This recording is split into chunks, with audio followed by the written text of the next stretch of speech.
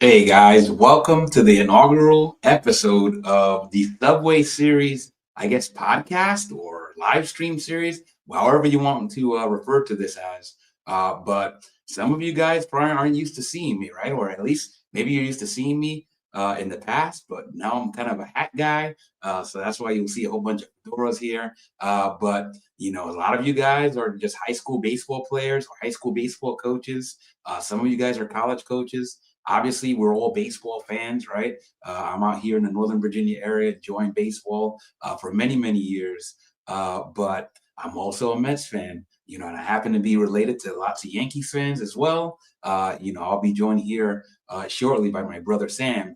That way we can kind of go over, the state of New York professional baseball right now, right? It's kind of an exciting time, right? And speaking of the devil, bring my man Sam. Sam, how's it going? Can you hear me? Dude, man, I don't know what the hell's going on with Google. Uh-oh. You having technology issues? Yeah, man. I hear you, man. It is what it is. But yeah, I see you rocking the Yankees jersey. It's an interesting time, man. I'm telling you. I gotta just start off by giving you the platform to one, I already introduced you. You're my big bro over in Florida. And it's an interesting time, right? Because honestly, if you asked Mets fans last week how we felt, it might have been completely different. Matter of fact, you asked us just a couple of days ago, right? But it could have been a things difference between one day, right? When we found out things we lost things Kyle Tucker. change. Yeah, since the last time I we were talking briefly about it, things Yeah. changed drastically. Yeah, it's amazing, like I said. And the thing about it, that's probably what it says more about us as fans, like how fickle sometimes we could be, where one day we're flying high and another day we're like, it's like somebody like, pissed in our cornflakes, right? Uh, uh, Hmm. it's just funny how one day could make a whole difference. And obviously, we got lots of Mets fans. We also got lots of Yankees fans in our family.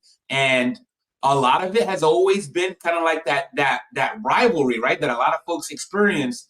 But lately, I feel like some of that shifting, right? I don't know if it's changed, but it's definitely shifting a little bit. I even talk like on our brother Willie, right? Who's a diehard Yankees fan. David, our little bro David, is also a diehard Yankees fan. You can see some of the shift, and I don't know if that's a difference between like ownership of of George Steinbrenner now to the younger Steinbrenner, right? Was it Hal?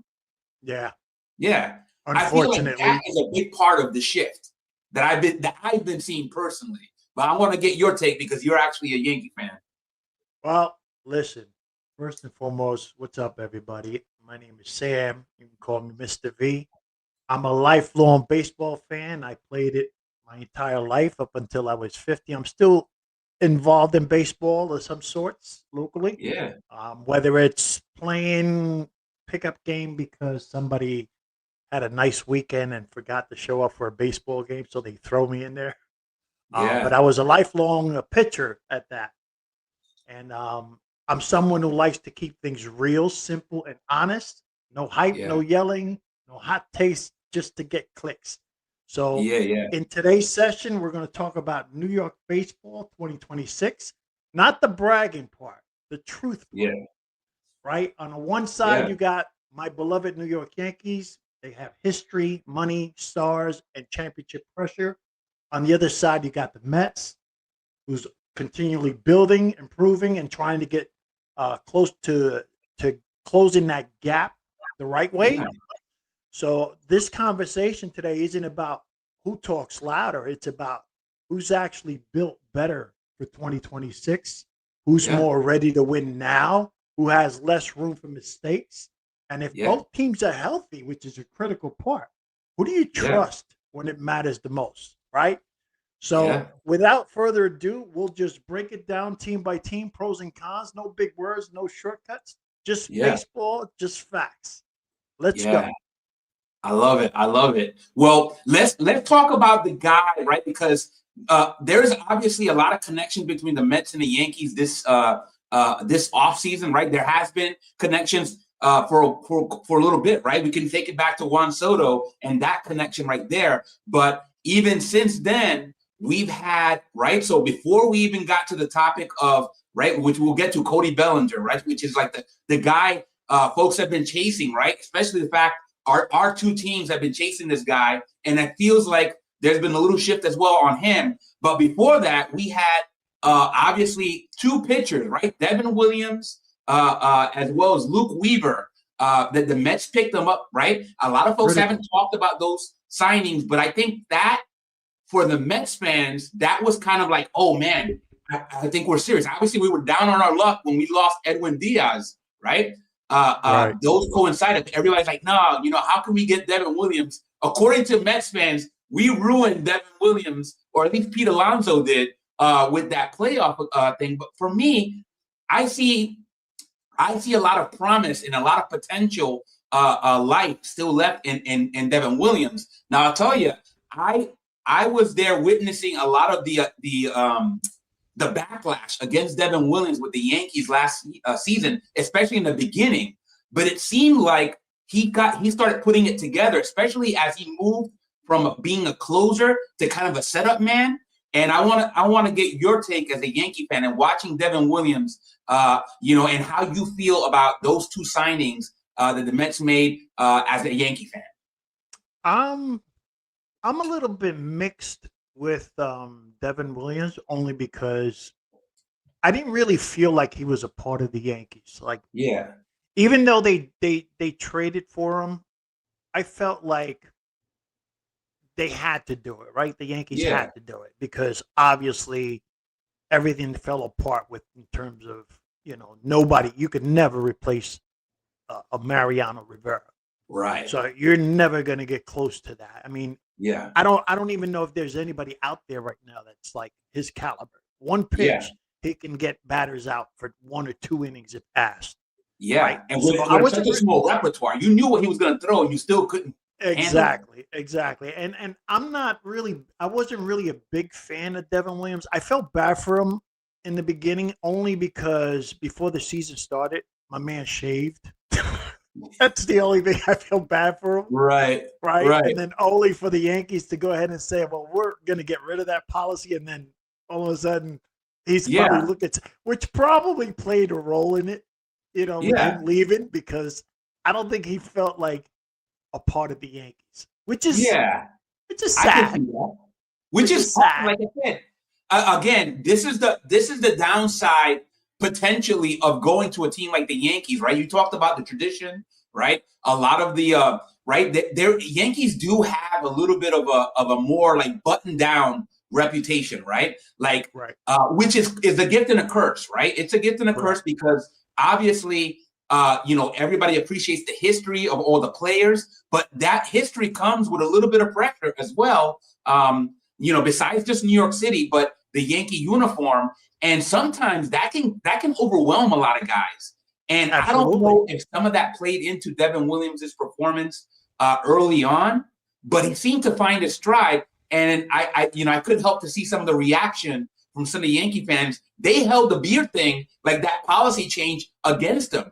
Meaning that he didn't change the policy for you. I hate it, to be honest. Yeah. I mean, these are grown men. These ain't kids. Like, I understand it's business as usual, but I'm not a big fan of it. I think, each individual should be carrying themselves in a respectable way because they're professionals, right? We all look up, especially our kids, right? When I was a kid, right? And I'm gonna throw a little something in here. As a lifelong, let me be frank up front. Yeah. I was a Met fan at one point, right? During the Felix Millan days.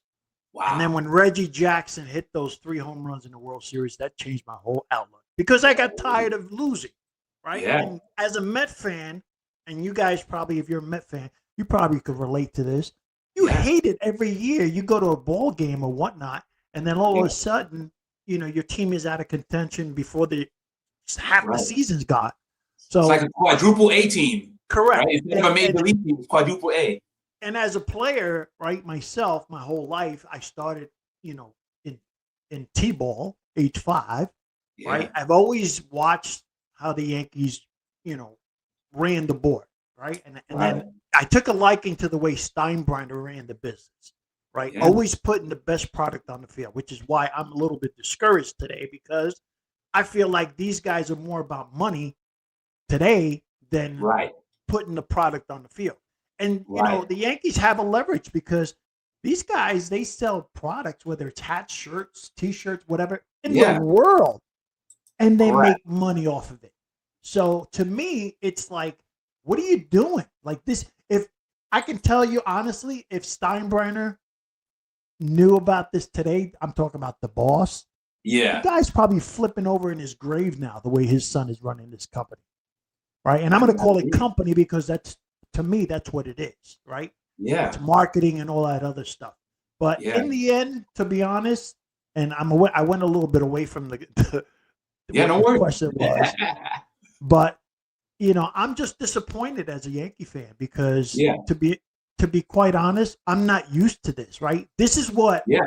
and no pun intended to the Met fans, but this is what the Mets theory was for Right. years up until now. Now that you got your new owner who's like Yeah. billionaire who spends money, I give him credit. Yeah. Because he understands from a business perspective how do you make money, right? And that's Right. basically what it is. Even though it's a sport, it's all about the money. But the Correct. way the Yankees are treating it, it's like they just took 10 steps backwards. Right. Right. And I'll be honest with you, I haven't been to a Yankee game probably forever. Yeah. But one of the reasons why I don't like to go to Yankee Stadium is because one, it's expensive as hell. Yeah. And two, I don't think the product is as good as it should be. Yeah. Right. Now, I've been to Citi Field. I've been to a Met game. And let me tell you, the stadium difference is night and day. Wow. Okay. Love Citi that. Field, I think, in my personal opinion, I've been to the new stadium. I love the old Yeah. Yankee Stadium, but I've been to the new stadium. In my personal opinion, Citi Field is a family-oriented stadium. And I love that. Yeah. I Yeah. love that. So for that, I give kudos to the Mets because that park is beautiful. Could Yeah. they do add more things to? Sure. But just the Right. way it was when it was, I think it was about maybe 8 years ago that I went to Citi Field. I can't remember exactly. Yeah. But I really enjoyed my stay at Citi Field. Yeah. Yeah. That's a big thing because obviously, my fondness, right? I became a Mets fan in the 80s, right? So right around they started like turning the corner, right? In 84, 85, when they were like, oh my gosh, we made this turnaround where now it's like, wow, we have a chance. Obviously that was with the addition of Dwight Gooden, Darryl Strawberry, and a lot of the casting characters that became part of the core, Keith Hernandez, Gary Carter, etc. But I just remember, right, again, before Citi Field, we had Shea Stadium of that park and how electric it used to feel. And it used to be me and Dad, right? And obviously, I've never visited Shea Stadium. Yeah. This is the sad part, but Understood. Yeah. And obviously it was a bigger capacity. Like meaning it was a bigger, yeah. And for the record, right, in '86 when the Mets won, I bought a Mets jacket. Wow. Because I'm a supporter of New York. I'm a supporter of local teams. Yeah. I don't have like this hate for the Mets. I don't. I wish them well, right? But when it comes to playing my Yankees, no question. I have to root for my team, right? But I always love when New York teams, whether it's the Knicks, the Nets, the Giants, the Jets, I root for local. That's who I've always been. Even though I'm no longer in that area, I still root for them regardless. It's kind of hard though, like I said, as a lifelong, well, not lifelong, because like I said, I was a Met fan back in Eddie Kranepool days and Tom Seaver and Felix Millan. I remember even George Foster playing for the Mets. Oh, big George Foster, right? Yeah. But just so that everybody understands, like my love, my passion for this game is, and again, as a now born again Yankee fan, right? Because I went from the Mets to the Yankees, is two things that people never understand about me. right? Yeah. I don't stick to one team. Like Yankees is not Yeah. it, and that's it. My Right. favorite ballpark, and I've never visited before, my favorite ballpark, just to put things into context, is Fenway Park. Hey, Fenway, that's I a love classic that too. wall, Yeah. right? Because Yeah. there's a Green lot of line. history there, right? Yeah, Now absolutely. here's the kicker, right? And this is and even though one of my favorite all-time Yankee is Don Mattingly, my Yeah. favorite all-time baseball player in general, Carl Yastrzemski. Yes. Think Shout about out to think yes. about that. Yeah, Another man. Bostonian, Yeah. but it's because I love the way he played the game. I love the stadium, right? I've never been to the stadium, which my intent is. We were talking last Yeah. week, I think it was. We were talking. I told you what my plan is Yeah, to that's right. visit I every love that. stadium. I'm Yeah. gonna take 1 year and I'm gonna go to one game in every stadium that whole year. So I'm gonna drive to every stadium, and at least attend one game because that's Yeah. always been on my bucket list. That's how passionate I am about baseball. But Yeah. yeah, man, it's crazy, especially this year when you're looking at the Mets and the Yankees, because this is what we're talking about here today, Yeah. right? The comparison between the two teams, how it kind of flip flopped, right? The Yankees now Right. became the old Mets, and the Mets became the new Yankees, right? Right. I mean, for lack of better words, the Mets are going in the right direction, right? They're building, they're Right. Right. improving, they're trying to close that gap the right way, right? Yeah.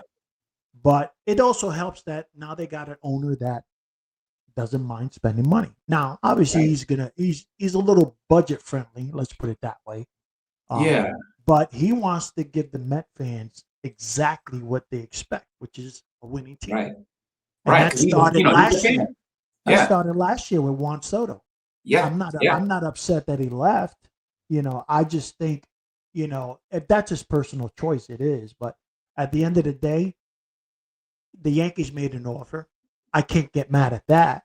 Right. At, Great offer but too. It wasn't right. chump change. But we go back to today. We're talking about Bellinger, right? Correct. It pisses me off. Yeah, Because Bellinger is I'm an like interesting case. everybody's improved except for you. Yeah. You Yeah. know? Bellinger's an interesting case, and we definitely can go into Bellinger because obviously that's the today talk, right? The today talk, right, is and this is what I've been hearing is that the Yankees are not going to do and pursue Bellinger at all costs, which is probably very frustrating, right? Even if some people agree with the strategy, they might agree. Listen, I agree in principle on Bellinger not throwing every dollar at him. But it's got to be a little disheartening in that, well, you got these other teams that might be willing to go and give this man money. Obviously, the Mets will be one of them, but the Mets they kind of are playing the hard line on we're going to do the high like annual salary, but we're not giving folks long term. He's not going to get a Soto type contract. It's smart, and I think, to be honest, understanding how the CBA is going to work out next year, 2027, Right. I can understand why the Yankees are doing what they're doing because they don't Right. even know if there's going to be baseball. Right? So Correct. I understand that after doing a little data analyzing and looking at, what's coming up and why the Yankees are doing what they're doing. Yeah. I kind of understand why they don't want to give that long-term approach, right? Yeah. Because when you have a CBA that's coming up, and again, we're not going to talk about the Dodgers, but for crying out loud. I mean, it's hard not to, right? Right. They are like. They're a lock for a three-peat. Yeah. No question. Pending injuries, of course. But the way the game is moved today is so different than the George Steinbrenner days. Yes. Right? Agreed. And the way things are, and as I mentioned earlier, right, going to a game now is no longer an option because from a family perspective, now if it was me by myself, it's different. But I got my wife, right? If it's just me and my wife and we go to a game, it's going to automatically, that's going to be $200, $300 easily, minimal. Yep. So the game itself is taking an approach where it's going left instead of the right way. Right. And I think that's critical. And I think every sport is the same, but baseball is humongous. Why? Because there's 81 games in every stadium, right? Yeah. Home games, right? Or Right. at least close to 81 games. So the potential of them making money is crazy. But the Right. fact that they're not giving, I mean, think about it. When was the last time you went to a stadium, right? And they promoted stuff like stuff for family. Yeah. Yeah. We got a comment here. It says we got Cool Phil saying the Mets will get Belly, then a pitcher, and then the Yanks can watch the real best New York team.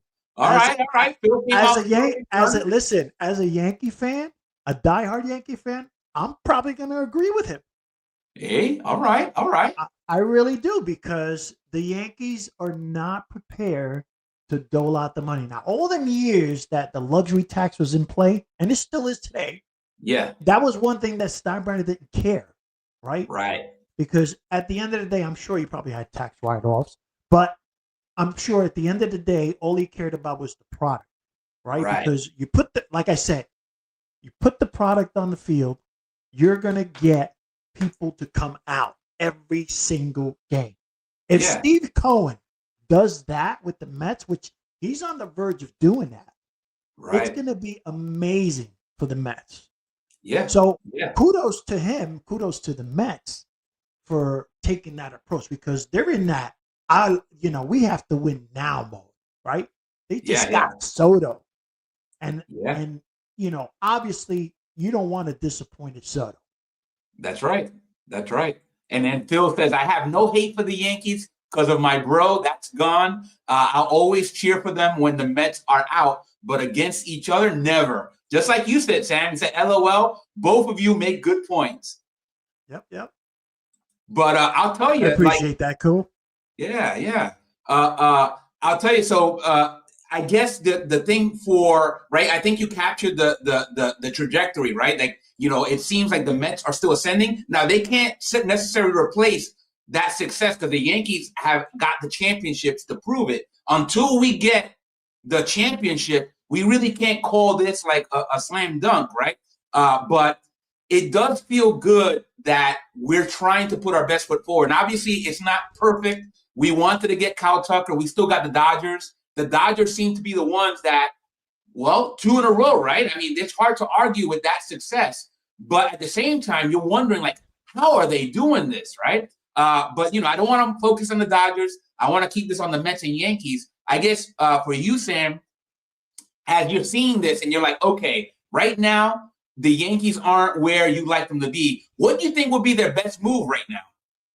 Well, let me just say this. Honestly, the Yankees are built a little bit better than the Mets, right? Only because they have veterans, right? They're more ready right now. The Mets are close, but they still need a few things to go right.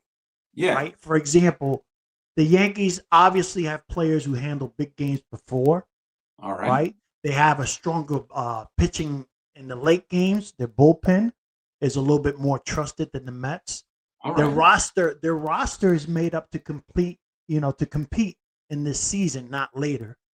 Right. And obviously the injuries hurt, but they can cover better than most teams. Yeah. And the playoff now for them would be they've been there before. Yeah. Right? Completely agree with that. Now, does that change with Bellinger on or off? Meaning, do you feel the same way if they don't end up signing Bellinger? No, that's going into it without Bellinger. That's a current status right now. Now, can Bellinger add a little more plus to that? Sure. Right? But again, the Yankees got a good core. I mean, you got Jones, Spencer Jones. You got young players that can actually play right now. Ben Rice had an amazing year last year, right? Yeah. Could he do the same? I don't know. But at the end of the day, the more years they play, they get better. Volpe, I'm a little disappointed with, but I think we still need to work him out a little bit. Now, here's the cons for the Yankees, right?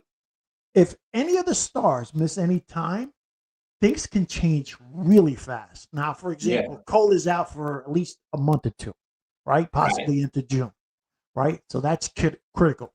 The other part is the age. right? The Yankees, some of their key players are getting older, Yeah. right? Yeah. And then, of course, their defense, led by everybody's favorite Volpe, right? Yeah. Sloppy plays can cost close games, right? Yeah. You could be up 5-3, and a mistake, you'll end up being trailing 6-5, right? Yeah. That's So right. every loss is loud in the Bronx. Now let's talk about the Mets. Let's The do it. Mets, the pros is that they have some younger players and they're improving, right? So growth Right. helps them close that gap. Yeah. As far as their offense, they could score in bunches. When they're hot, they're tough to stop, Right. right? Now the opportunity for them is to, do a smart trade or signing, which will help them, Right. right? Build their roster, right? Yeah. And then obviously the Mets are slightly lighter pressure on them than the Yankees, right? Because the noise is always going to be Yankees, Yankees, Yankees, right? So they Right. have less pressure. Now here's the cons for the Mets, right? Starting pitching is a question. They need more pitchers, or at least one more, At least one more who legit can one. go deep into the 6+ innings, right? Yeah. Seventh inning. That is going to help their bullpen because you don't need to wear out your bullpen. Yeah. Now, the other thing with your bullpen is that their late leads aren't always safe, Right. right? So Yeah. at the end of the day, you got a weakened bullpen, it's going to be a problem because close games are going to be the difference. Now, remember, Yeah. any close games that can go either way can either help you claim the division or get home field advantage in the playoff or not. And that's why the Yankees built their bullpen the way they did, because they felt like in October you got to have a bullpen, but you also need to compensate the starters to go a little bit longer, right? Yeah. Which now you're talking about after 162 games. Now that these guys, they're wear and tear. You can't expect a starter to do 8 innings, right? Yeah. So that would be the one thing. And then the smaller safety net for the Mets is that injuries hurt them more, Right. right? Because they don't have that backup like the Yankees have. Like Yeah. the Yankees have been using their farm system a lot more fluently than the Mets, Yeah. right? I can see that. Yeah. I can see that. So- Now here you cued in on something really big, which is the Mets need at least one legit starting pitcher, right? Because we got some guys, right? We got a rookie, right? Nolan McLean that made such a great showing for himself last season that I think that he might actually be the ace of this staff, which is like, it tells you a lot about him, but also tells you a lot about the state of the New York Mets starting rotation, right? Like, it's not a rotation that you feel ultra confident about. Now, they got some shining spots in there, right? For me, a lot of Mets fans are really down on David Peterson. I'm not one of them. I think David Peterson had a stretch, right, where he kind of like petered out, but that guy has been really consistent for us. And I still believe in David Peterson. Like, for me personally, I think that's one of the guys that I think we can count on. But obviously, we got Clay Holmes, he had some success. He was a project, right? So we got him from the Yankees, right? As for the Yankees, he was in the bullpen. For us, we decided to be like, okay, he was one of our projects. We're going to have either a high-paid reliever on our hands or a really bargain starting pitcher on our hands. And he kind of showed like it was like a mixed bag, because like for you, like what you mentioned, Clay Holmes, just like a lot of the Mets starters, you really couldn't count on him giving you a lot of innings. No. Right? Like for the Mets, like they would think of it as success. If you went 6 innings, that was a success. My honest opinion about Clay Holmes, I don't think he's a starter. Yeah, you might be right. I think he's more of a middle relief pitcher. Not even a closer. Right.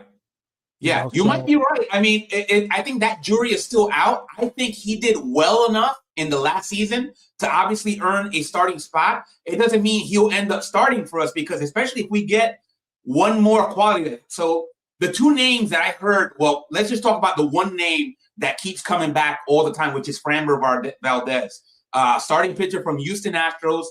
left-handed pitcher. Obviously, if we're able to land him, that could change the outlook of the pitching staff altogether, right? Another pitcher that I started off hearing about, but now I hear less about, and I'm wondering what's the story, is Zach Gallen, right? And he pitched for the Arizona Diamondbacks. Now, those two guys are the ones, and obviously there's another one, Freddie Peralta, that we keep hearing about. But those names, any of those names, I think changes the outlook for the Mets starting pitching staff. Now, again, we still have to bank on the fact that David Peterson is going to be the David Peterson that we trusted and not the David Peterson that finished the season. And we also have to count on Nolan McLean being the ace that we think that he's going to be, right? Because it could be he comes in this year and we see a completely different Nolan McLean. Those are very big ifs. And, you know, unfortunately, it's the risk that we're going to go into at the state right now with the Mets. I think if the Mets sign Valdez, it gives them a pitcher they can trust every fifth day, right? I agree. So once he goes through his first rotation, when you bring him back, kind of like a bleach stopper, right? He stops long losing streaks, right? Fewer late inning blow-ups. It protects the bullpen. It raises the Mets' playoff chances because with him on the team, it puts the Mets like a real playoff team, right? Yeah. And it really, to be honest, you add him, it calms the rest of the staff because now they know they got a top tier guy. Now, you're not wrong. Here's the cons about getting Valdez, right? The Mets will likely have to give up young talent if he's a free agent now. But when I say give up young talent, meaning somebody that could have came up from their farm system is going to be held back, which could be something that down the line, well, it's not a bad thing because to be honest, if you got a good player down at the farm system and you're doing very well the first half of the season, you could use that piece to get another solid start, right? Yeah. And I think the Mets have the ability to do that, right? So right now with our recent signing, Bo Bichette, he's slated to play third base. Now we have at least two guys, right? Let's just talk about the two main guys that were slotted to play third base before we signed Bo Bichette. And that was Mark Vientos, he had the sophomore slump last year. Everybody still is remembering. He's a good player, by the way. Yeah, good player. Like from 2 years ago, he was like, right. He earned that spot, that starting position at the beginning of last year. It's just that he lost it by like having the sophomore slump that he had. Now the other player, right? So that's one guy, and let's just keep talking about Vientos because one, he's a liability with the glove. Terrible third baseman, one of the worst in Major League Baseball. So the glove wasn't there, but and then when the bat didn't show up, that opened up the door for Brett Beatty. Now Brett Beatty was a guy that had a ridiculous spring, came in and started ultra slow in last season, but then turned it up, and then managed to, before we signed Bo Bichette, he managed to get the nod from Mendoza that he was going to be the starting third baseman. And I agreed with him. I'm like, yes, I've seen enough of Brett Beatty and what he was able to do and turn the season around. The other thing about Brett Beatty that I think a lot of folks don't realize, maybe they don't harp on it enough, besides the fact that he's got a sweet left-handed swing, which is always is always prized, right, in baseball. But the guy, his self-belief, when you hear interviews about him, he does not shy away from the fact that he really believes that he belongs in the major leagues. And I know that sounds like almost like, yeah, duh, but I don't get that from a lot of players, at least a lot of young players, meaning that they tend to be a little bit more shy about it. They're like, well, I'm going to do my best and all that. No, Brett Beatty be like, I belong here. Yeah, no. Mark Vientos took a step backwards. I mean, he wasn't on the field all season because I think he played like 120 games or something like that. Yeah. And he batted like he didn't even bat more than 250. I don't think so. Yeah. No, right? Nowhere close. 17 plus home runs or something like that with maybe even 60, 65 RBIs, whatever it was. You know, he didn't really play to his potential last year. I don't know what it was. And it could be sophomore jitters. It could be. But overall, his Yeah. OPS Yes, probably 17 homers, 233 batting average. I mean, he was underwhelming on the plate. And the thing about it is, and Sammy, I'm sure you know because you played the game. I've watched the game. I mean, I played as a youngster in the street, but I watched my son play the game. And one of the quotes that always hits me is, your stats are one thing, but when you watch the game and you watch a player day in and day out, the stats are almost irrelevant, right? Because right. when you see how a player takes their at bats, right, from swing to swing, and like their demeanor, like that adds The a whole approach, nuance. the approach has to be better for him The approach, exactly. because the way I guess since he had a great year or at least a career year in Yeah, 24, what 20 something home runs with 70 yeah, plus it was a RBIs. breakout. Yeah, a breakout effort. Since he was successful in 24, he took that into 25, thinking he's going to do the same, right? Right. And you could see 120 games if he played. I don't even think he played 120 games. He might have, but Yeah. he went in there too locked in, right? Now remember, Possible. Yeah. first year always nobody knows you, right? So you're gonna have Right. monster years. The key for every player, whether it's Vientos or anybody else, right? Volpe, it's what you do the second year. Because True. once they So more learn fun. what Yeah. your trades are, they're gonna pitch differently to you, Right. right? And you have to Correct. adjust. So I don't think Vientos really adjusted well in 2025 the way he should have, because he And had to, as a professional player, you have to know I'm going to have to do my homework and be ahead of them because they're right. scouting you. They're Like scouting exactly. today They with know exactly where you're technology, going. exactly. So with technology, analyticals, AIs, and all that crap, they know what you're good at hitting, what you're not good at hitting, and they're going to pitch around you, especially in a tight spot, right? Because they know you fall for this, and they're going to throw that, Right. right? And this is it. As a former pitcher, right? Yeah. Myself, for me, I control the game. Right. The game don't start until I release that ball. Yeah. That's right. And by the way, I hate that pitch count, right? That's why I hate it. Understood. You know what? Because I'm not baseball. a traditionalist. I was okay with it. Now the implementation, there could be some improvements, but yeah. No, but it's another topic. But the way they're structuring the game today, you still got 3-hour games, regardless. Right. To me, I feel like they lost that picture, right? It's about the game. It's all about strategy, right? Like I said, as a former pitcher myself, right? I always try to get into the heads of the batter, right? Right. And even though, let's say, for example, as I gotten older, obviously I couldn't throw my curveballs, my sliders the way I used to, but the batter didn't know that. Right. Right. So it was a mental game, right? And I always tell people baseball is not a physical game. It's a mental game. 90% of it is mental, 10% is physical. You could have all the muscle in the world. Doesn't mean you're going to hit the ball every time. That's actually a great. I love that quote because again, Sam, this channel's called Nova High School Baseball. I started this channel focusing on high school, and I still am. Don't get me wrong, you guys. I took a little bit of a hiatus last season, so all you guys that didn't see me out and about watching the high school games and covering it, I will be back this coming season. Like tryouts will be next month, and then the high school games here locally in Northern Virginia will start in March.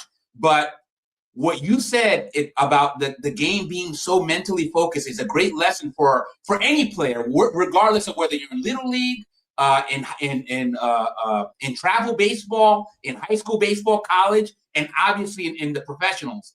The mental aspect of the sport is something that I don't feel it gets anywhere. I mean, obviously people think they know it's important, but in their practice, right, in their preparation, it doesn't show. Right. And that's the part where, and I'm glad that you mentioned it, that I think that the young players, right, the folks that are in the high school level, I'm talking to you guys because this is the channel focus on your level. How many people do we have on? Well, actually, we had as many as 7. We got 2 on right now. But my Twitter account has like 3,000 followers. So hopefully, and this is my first live stream. Hopefully, over time, when I do start doing these streams, it'll attract a bigger audience. And if they have any questions or want to ask our opinion, they could put it in the chat box. Yeah, absolutely, guys. But that's my thing. As you guys are preparing right now we're in mid-January. Tryouts will be in next month. You guys gotta not just focus on just your swing, right? Keep working on your swing, keep working on your pitches, but also work on your mental game, because honestly, at the high school level, right, that's such a big advantage that you will have over your competitors, right? By using your brain up on the right, and you're on the mound, you're there to outsmart the batter. And if you're in the batter's box, you can also work the pitcher, right? It goes both ways. And that's when baseball becomes its most beautiful. When game. You have that battle of wits between the pitcher and the batter.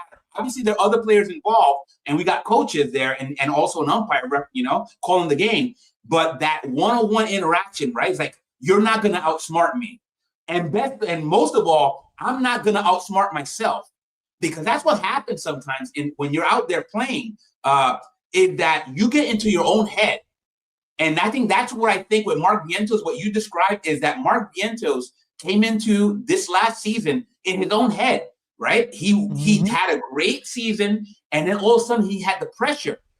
Whereas the season before that, nobody expected much of Mark Vientos, right? He came in because Beatty lost the job, right? And he was like, okay, nobody expects much of me, and he was playing what's called loose, right? Loosey-goosey, right? Everybody talks about that. You hear the parents always telling the kids, loosey-goosey, right? Be nice and loose. And there's a reason, right? Because once you start getting really nervous, your hands start tightening up, right? All of a sudden you start clenching, your muscles tighten up. All of a sudden you lose all your ability to go and perform.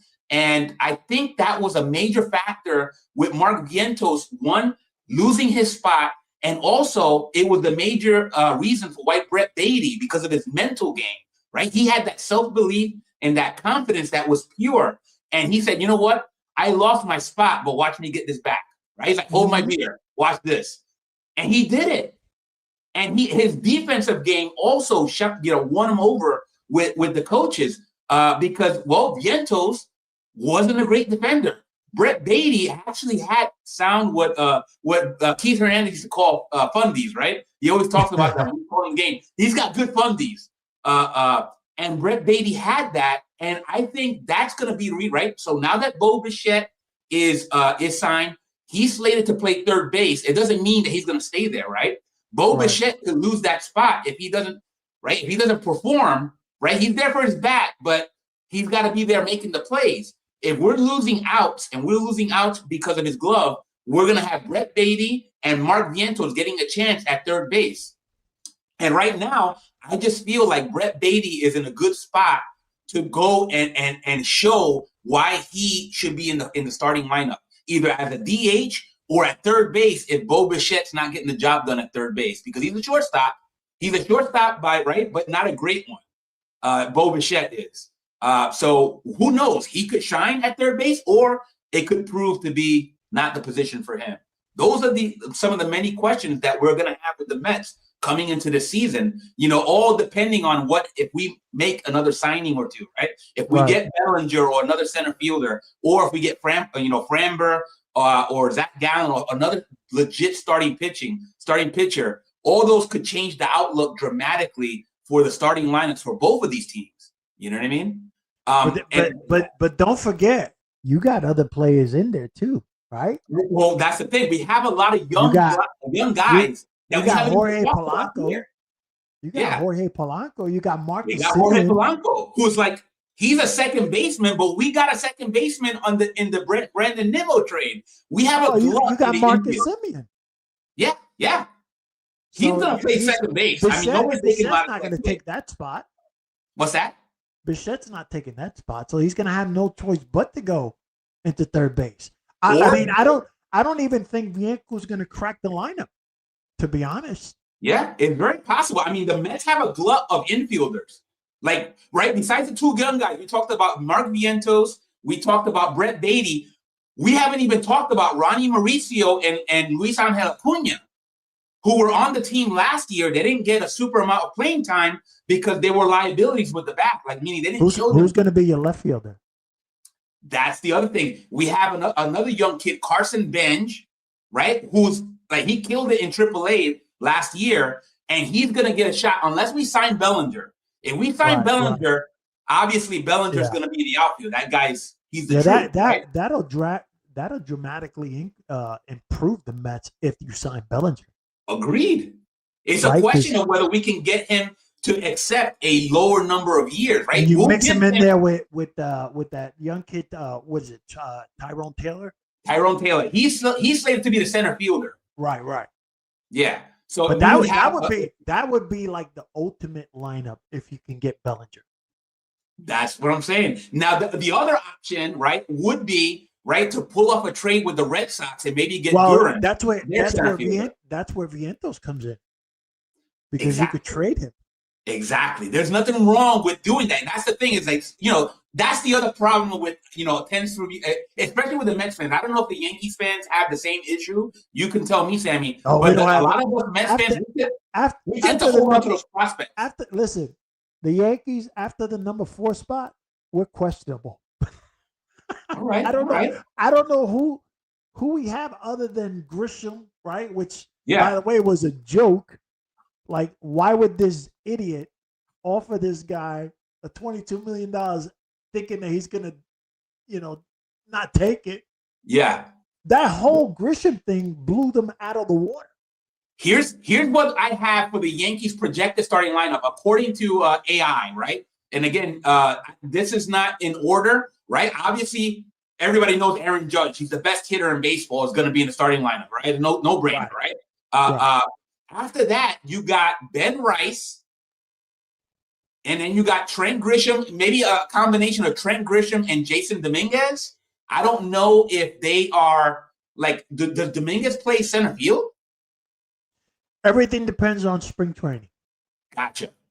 Okay. Right, because there's a lot of question marks. For example, Jason Dominguez, can he be an everyday left fielder? Right. Now, obviously, we saw some positive things last year. Right. But we also saw some negatives. Right. But we saw some negatives. Plus, he's streaky when it comes to offense. I love the kid. I think the kid is great. I just think they brought him up too fast. Yeah. The fact that, all right, he hit a home run off of Verlander on his first game. You know what I mean? Right. Like, he had some great moments. Yeah, but he still was a kind of like Volpe, right? Yeah.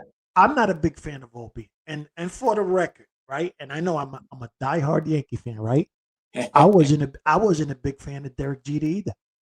Wow. Okay. Wow, that's a big admission. It is because everybody. I mean, I get it. The kid's a winner, right? I said, but at the same time, it to me, being a captain, right? You have to lead by example. There's a lot of questionable things that he didn't do during his time with the Yankees. All right. Yeah. For example, Alex Rodriguez, right? Interesting. Yeah. That he handled differently. That I thought, as a captain, you got to be bigger than that, right? Yeah. So I wasn't a big fan. I mean, I like the kid. I think he's a great Hall of Famer. I think he deserves to be in the Hall of Fame. I just didn't think that he was dominantly capable of being a captain. You follow? Okay. Or even Thurman Munson, right? Yeah. So Thurman Munson, So for me, it was like, even though everybody loves Derek Jeter and I love him too, I'm just not a bend over backwards for him, because I feel like the way he approached the game, right, was the way he's supposed to approach the game. But at the same time, having that C on your chest, right, has to be a little bit more of a. And people will go back and forth and they'll say, "Oh, well, he was a leader." Oh, he was in his own way, right? Because everybody actually had to, unlike Don Mattingly, for example, when Don Mattingly was there, everybody always looked up to him. Like for example, you take Judge now, right? Right. Judge is a true captain, right? I Yeah. like the way Judge handles himself professionally in and off the field, on and off the field. But at the same time, a lot of people respect him, right? Yeah. And he's Because the the way official he captain, carries right? it. And not to say that Derek didn't do that. What I'm saying is that, like, for example, and I judge Derek Jeter based on one person, Alex Rodriguez, the way he Right. handled that situation. Right. I thought personally, even though you had your little stupid little prima donna issues with Alex Rodriguez, you should have handled that better, Yeah. right? Yeah. And I, and I'm not a huge fan of Alex Rodriguez, but if I had to choose like between those two, I'd yeah. choose A-Rod. All right. All right. All right. I don't know how many Yankee fans that will get on here. I just feel like you're probably not going to have that many folks that would agree with that statement. No, they won't. They won't. And I Yeah. respect that because I Yeah. get it. I get it. Yeah. Now remember, I'm in my Yeah. 50s, right? Right. So I've been watching this team since Yeah. 1978, right? 77, 78, when Reggie hit those 3 home runs. That's when I Yeah. became a Yankee fan. I said, Yeah. but I literally, when I tell you, when Reggie hit those 3 home runs to kind of explain my life story with baseball, even though I Yeah. was a baseball fanatic before that, right? Because like I said, I was a Mets fan through Felix Millan and all those eras. Yeah. But when I saw that amazing feat, right, 3 home runs in the World Series, Yeah. it took me to a different level because Mr. October. now, right, from that point on, I never missed a baseball game. Now Yeah. I'm talking like when the Yankees were in PIX, right? You Yeah. remember those days, right? Where Phil Yeah. Yeah. Rizzuto. I mean, I could Holy be cow. I could be anywhere. Anywhere. I had to make sure that at 7:05 I had to be sitting in front of my TV and I watched every single game from beginning to end, even if it bled into the next day. Yeah. That's how passionate I was. But And I still am. I mean, I don't do that now, but yeah. that's how passionate I was, and that's how I understand this game so much because everything that I absorbed as a kid, as a child, Yeah. up until my early mid adulthood, which I Yeah. still played. Like I said, I played up until I was 50. I'm 57 now, right? Yeah. So the last couple of years, all I've been doing is trying to contribute as best I can, like Right. teach other kids how to play the game fundamentally solid. Because I'm one of those guys that, unlike some coaches that you see out there, they wear spikes and cleats. I don't do that. Right. I'm not a part of the game. You know what I'm saying? Right. Right. For me, it's not a win has to be everything. For me, is if I can teach the kids, right, whether it's little league, pee wee, or whatever, or even high school or Babe Ruth league, if I Yeah. could teach them the fundamentals of the game, how to play the game the right way, my goal, my job as a coach, as a volunteer coach, is to teach them to get better to the next level. Why? Yeah. Because in order for you to beat that, for example, that next kid from that position, you have to be better than them. Yeah. Right? Like, Yeah. I'll give you an example. Like my son. My son, he was a little peep squeak. He's short. He's not as tall as I am. Yeah. Right? But my son, because of my trait, my pitcher background, my son, Yeah. even though he was short, he could throw strikes. Right. Right? Because I taught him that. I taught him Right. about how to move into the game. Right? Yeah. Make the game your game. Right? Now, that being said, for me, what's more important for me was to teach him the fundamentals. Why? Because my goal as a coach and as a parent for him is to make sure that when he gets to that next level, he already understands what needs to be done. Right? Right. So when I coach Little League, my goal is to teach him the fundamentals to get him to that Babe Ruth league so he could be the best player out there. Right? Yeah. I never took it like, like I said, I don't wear cleats. I don't wear a uniform. And I always gave this approach to the players, the kids, even Babe Ruth and even high school kids. I tell them, look, when I coach, when I teach, I'm not coaching or teaching you because I want to win the game. Right. That's your job. Right. Right? Whether we win or lose, it doesn't matter to me. Yeah. What matters to me is that you understand how to play the game fundamentally. Yeah. Because what I'm teaching you is to better prepare you for that next level, Yeah. right? And I don't want kudos and none of that stuff. All I want is for me to do my job as a coach, volunteer coach, whether it be Little League, is to make sure that we teach these kids the right thing. Now, Yeah. going back to that, my son chose not to play for me, Right. right? Right. And maybe it's because I'm a little harsh on him, but I'm harsh on everybody, Yeah. right? Understood. I tell them, look, if I'm not harsh on you, you're just going to get by with whatever somebody. I don't teach that way, right? Yeah. I said, look at it this way: if they're yelling at you, it's because they know you have potential, Right. right? Correct. So for my kid to go to another team and play, and the reason why he did that was because he wanted to play with his friends. I said, Right. fine, I'm okay with that, Yeah. but That's not a bad I'm thing. gonna, but I'm gonna judge your coach. Right. Because if he's teaching you the wrong way, I'm gonna have a problem with that. Yeah. Yeah. You know, but we faced each other. We killed them every time, but it is what it is. But at the end Yeah. of the day, it's like me personally, I don't like to hold anybody back, whether it's my son or not.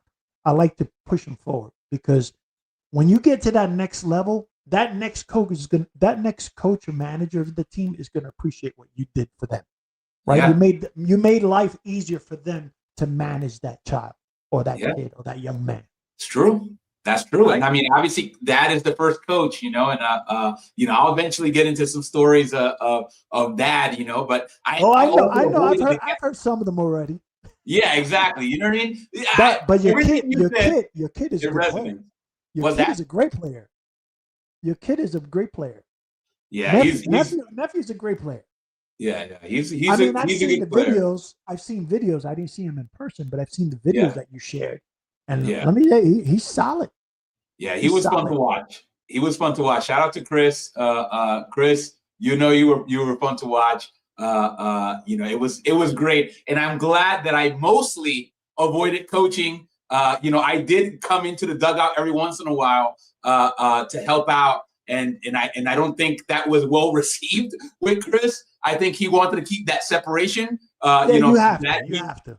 Yeah, You have to. You have to. And the reason why, like I said, I coach traveling teams and all that stuff. And when I tell you that parents sometimes get too involved in the game, yeah, it's an overstatement, right? Yeah. Understatement. Because for me, as what I'm trying to do is, it's not about me. Again, I don't care to raise the trophy. I don't care to win the championship. I would want to for you, but that's not for me to say or to do. It's for you because my job is to give you the tools, the knowledge, the skills, fundamentally or not, to prepare you to put yourself in a better position than that other team. Yeah. What you do with it, that's on them. That's right. But I don't want to be enshrined into the Little League Hall of Fame because I won 10 championships, like I see some of these coaches, right? Well, you bring up a good point because this is the thing is, right? In high school, such an interesting level, only because you got kids mixed in together that some of them want to play in college and beyond, right? They got aspirations to go pro. And then other kids are like, dude, I'm doing this because it's fun. I play this for fun. I have no aspiration. I'm going to go to college and get a degree and be X, Y, Z. And you have to you kind of need to know or start figuring out which one are you going to be, right? Because sometimes some kids start off, I want to go pro, I want to go to college, and then they lose that passion. And sometimes it goes the opposite as well, meaning they go into it, they're like, they don't even know that they want to go into it. And then they have to be the ones that have to advocate for themselves, right? Meaning they have to go express that opinion to their coach, right? So their coach knows what they need to go and do, right? Like if you're coaching somebody and they want to play at the college or beyond level, well, you're going to probably do some things with that kid to get them ready that you're not going to do for the kid that listen, I'm just having fun. I'm here for a good time. It's something to do. It keeps me active. I have no desire to play the next level. Listen. And obviously, it's okay to win. I'm glad that you said that, because I think that sometimes we do get too focused on just win at all costs, because, well, man, sometimes they could really cost you, right? Sometimes the winning happens when you lose, right? Right. Sometimes you could really learn. If you don't believe me, watch Rocky 1. Did Rocky win in against Apollo Creed? He did not. But he won so much more, right? Besides the fact that he won the love of his life, Adrian, well before he even entered that fight, he won the respect of his city as well as his self-respect, right? Rocky was in there. Part of this was doing it for he didn't believe in himself. Once he went in there and went the distance with Apollo Creed, that's when Rocky felt fulfilled. Doesn't matter that he didn't win. It's all about building confidence. Agreed. Right? Yeah. Because again, and I know we went off a little bit topic here because we went back to childhood days, but in general, if you have viewers here that are playing baseball now, right? And I'm sure you have a couple. My advice I give to you is the same advice I gave my son, right? My only son. I said to him, as long as you're in high school, continue to play the sport that you love. Why? Because once you finish high school, if you're not heading into college, you're going to miss the game. That's right. And that's where you start losing everything that you worked hard to that point to get to be that good at what you do. Right? Don't give up even during the summer, right? If you're no longer playing high school because the school season's over, look for something of a summer league of some sort just to keep your tools in shape. Exactly. Dave, perfect. Yeah. Don't be afraid to fail. Don't be afraid. Hey, fail forward. That's basically the analogous thing. Shout out to David. What's up, bro? our little bro David in the chat, and obviously David probably has. I don't know how long you've been watching David, but we've been talking. We got a little bit off tangent, but what I want to do for this here is just don't be afraid to fail forward. And what Sam's saying is correct. If you're out there and you're in high school, there's going to be a time, right? And every player, right? This is the age-old adage. Don't regret it. No matter how good you are at anything, right? Let's just say baseball, there's going to be a day that somebody's going to walk you into a room and tell you, hey, you can't play at this level anymore. You know what I mean? Yep. And, right, it happens even to the major leaguers, right? It happens even if they're all-stars. It comes that day. So you want to make sure that you're enjoying yourself while you're out there.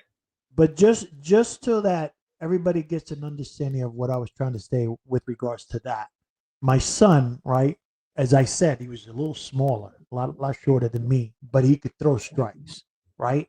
That's the one thing that everybody respected about my son, that even though he was short, the kid threw strikes, right? He rarely walks people, right? Because I always told him, put everything in play. You got 8 guys behind you or 7 guys behind you, right? But here's the thing, right? And like I told my son, right? When he went into high school, right? And now he went to a county technical school, right? Technical school, which is county based. Right. The kid made it to the last day and then he got cut. Right. He came back and he was so disappointed that he got cut.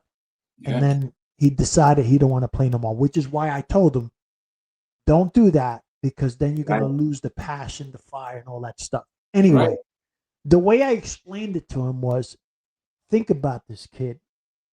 Out of all now you went to a county school. That means this city, that city, all these kids that play baseball, and you cracked every single section in there until the last day before they cut you. Yeah. What does that tell you? That you're a lot better than you think you are.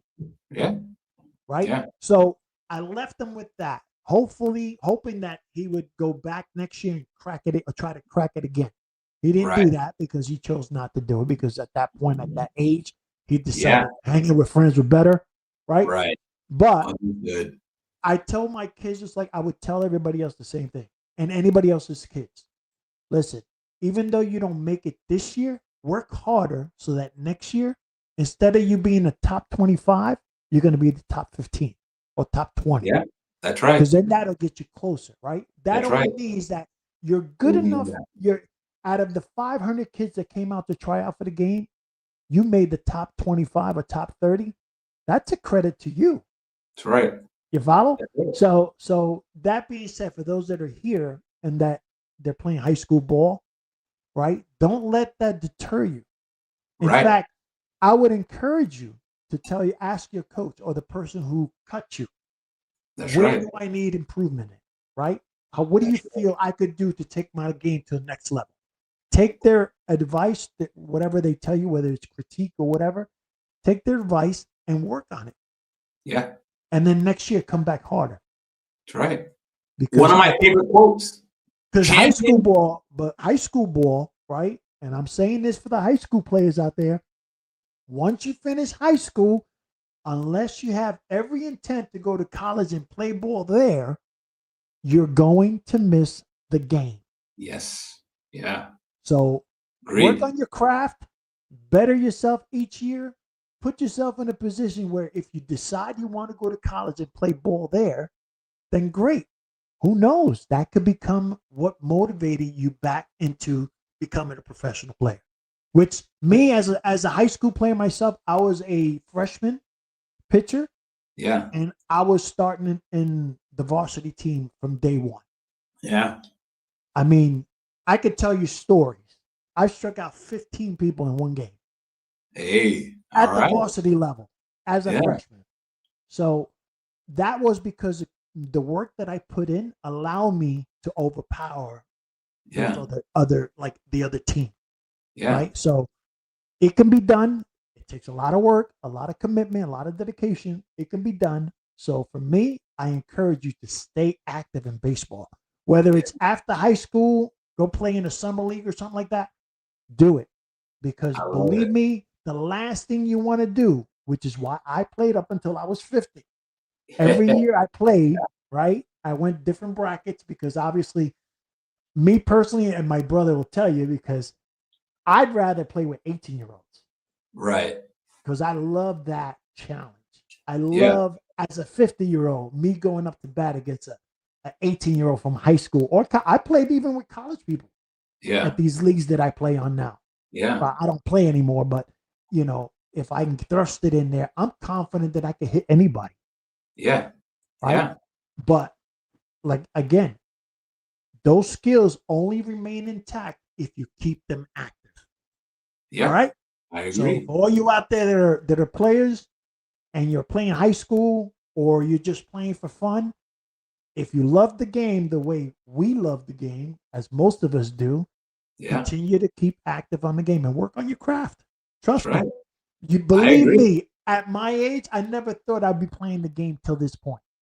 Yeah. And I could still go out there today at 57 and I could probably perform better than some of these 18, 19, 20-year-olds. Hey, I love it. I can't steal a base anymore like them. But man, that was but I promise you one thing. If I get on that bubble, right? If I get on that bubble, I guarantee you I'll strike a lot of people out. Even at my age. Got the rubber arm, right? No, but what you're really talking about is the mental, right? That's the mental part, right. I could nod the catcher, even though I have one pitch, right? At this point in my life. Yeah. Even though I got one pitch, the batter don't know that. That's right. I can nod the catcher like. That's right. I'm gonna make the batter think, well, what the hell are you gonna throw me this time? It's like I said, it's a mind game, 90% mental, 10% physical. That's right. That's right.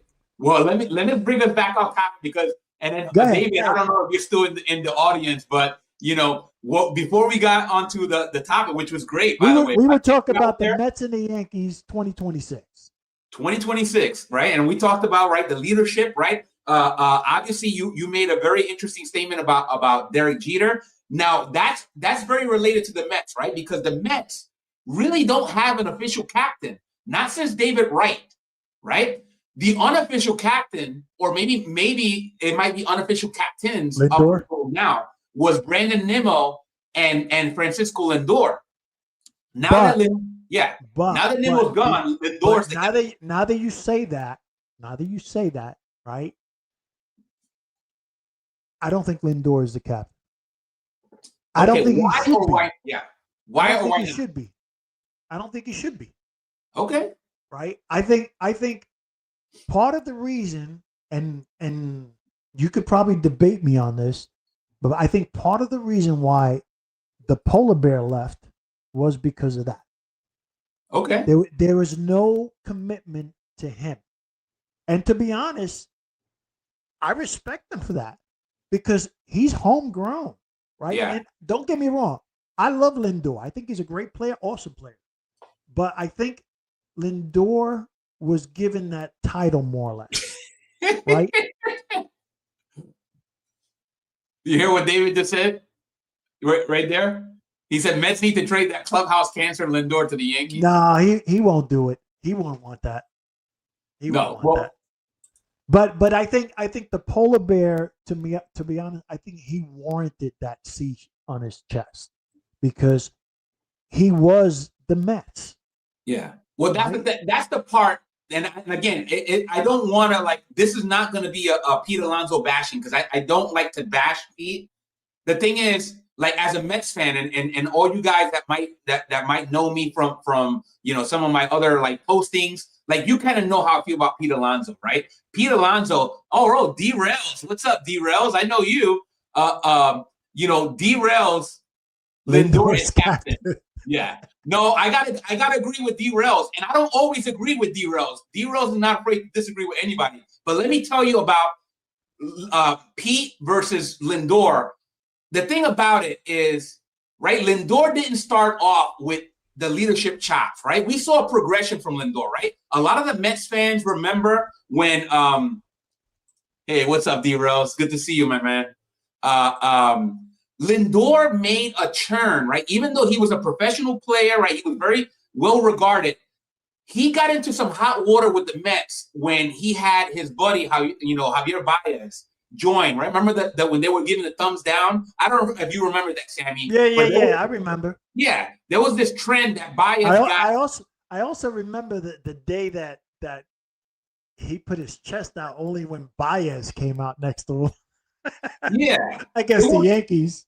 But that didn't endear himself to the Mets fans. But the thing about it is that Lindor could have caved and he could have right. So, but the thing is, we saw a progression from Lindor where he started taking ownership, and you could see it in his interviews, right? Because that's one of the things. There's things that you do in the clubhouse that will make you the leader. There's also the public facing aspect of leadership when you have a bad game. Right? Or when your team, right? You could have a good game, but maybe your team loses, right? Lindor was saying all the right things.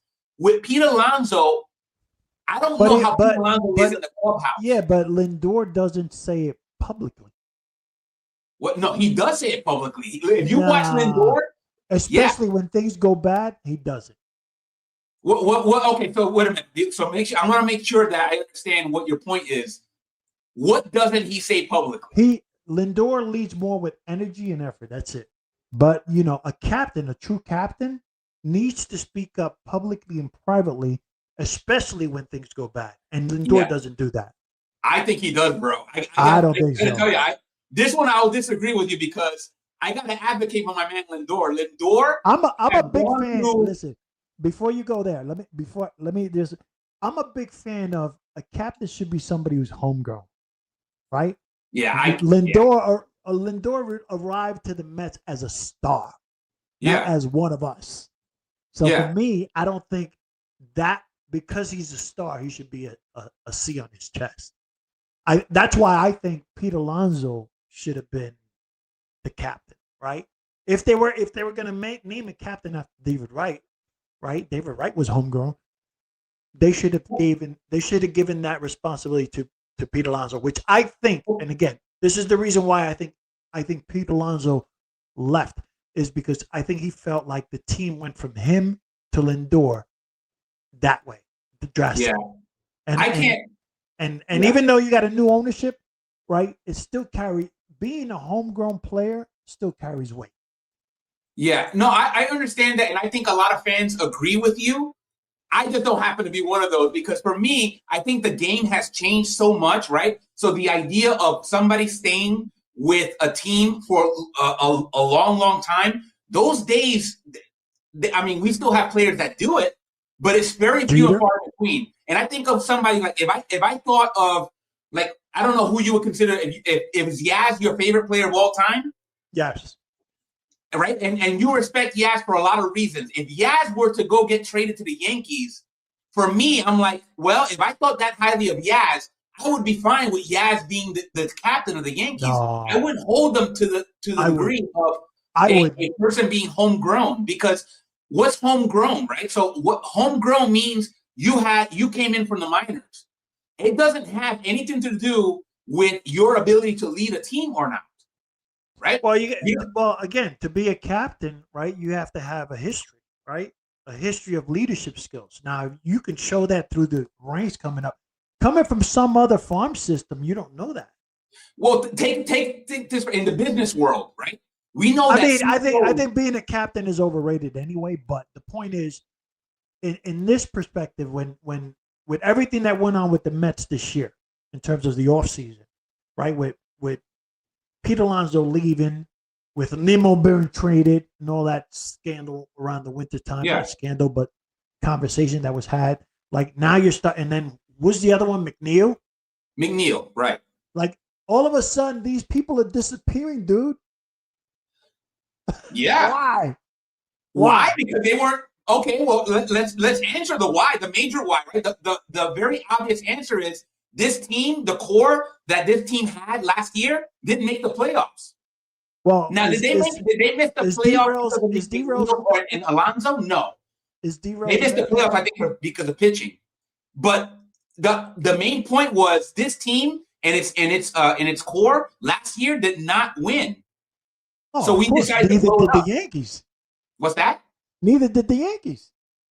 Well, that's on the Yankees, right? I can't Oh account yeah. for what the Well, Yankees gonna do. what I'm saying is, in my personal opinion, and I respect yours. You know, it is what it is. I Yeah. mean, everybody's different, but for me, I think it, based on what I just mentioned just now, McNeil, Nemo, Alonso, Yeah. it's a clear cut for me answer as to what's going on with the Mets. Right? Lindor is a problem. Oh, Even though he's I a don't. great player, he's a Yeah. great player, but I think he's not captain type guy to build around.